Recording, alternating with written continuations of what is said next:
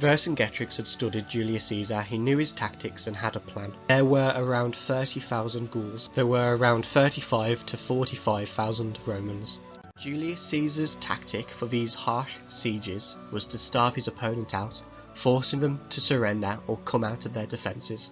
Vercingetorix had left some of his own troops on a hill to ensure that supplies could get through. This put a huge notch in Julius Caesar's plan, and he'd have to get rid of these troops. Julius Caesar ordered some of his troops to attack the hill in the cover of night and stationed 2 legions upon it. He then dug a trench linking the hill and the current Roman position. This put Vercingetorix in a tricky position. He'd have to attack or be starved out. But Vercingetorix had a plan. He bribed Julius Caesar's Gaul allies to stop sending food and instead rebel. This caused Julius Caesar to have to withdraw with many troops. While Julius Caesar was away, his remaining troops faced many skirmishes.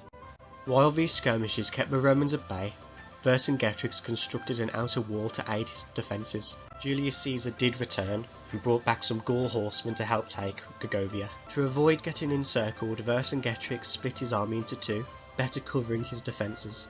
Julius Caesar needed to end this quickly, knowing that the longer this carried on, the more Gauls would rebel. He sent the Roman Gaul horsemen to go around the back of Gergovia to flank. He would also send a small force to loudly distract Vercingetorix's force. He then sent his main force to engage the Gauls directly. They quickly climbed over the outer wall and now needed to take the town before Vercingetorix realised he was getting attacked and flanked. Julius Caesar ordered a tactical retreat to prevent this happening, and now they would hold the outer wall. However, only the 10th Legion heard this order, with the rest continuing to press on. Some of the Romans did begin to breach and take the town walls, but they couldn't maintain their position and were mostly cut down. Vercingetorix soon realised what was happening and sent in his troops to flank. The Gaul charge led by the horsemen clashed into the Roman flank. This would have caused many casualties and deaths on the Roman side. The Romans formed a defensive formation, with the Roman commanders maintaining discipline as they made their retreat. They were near surrounded and were being rained upon by Gaulish arrows. The Roman Gaulish horsemen soon made their way into the fray. This could have covered a tactical retreat for the Romans. The Romans, however, weren't sure if the horsemen were friend or foe.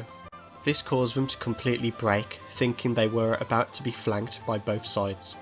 Julius Caesar used his remaining men to cover the retreat, saving many lives before falling back completely.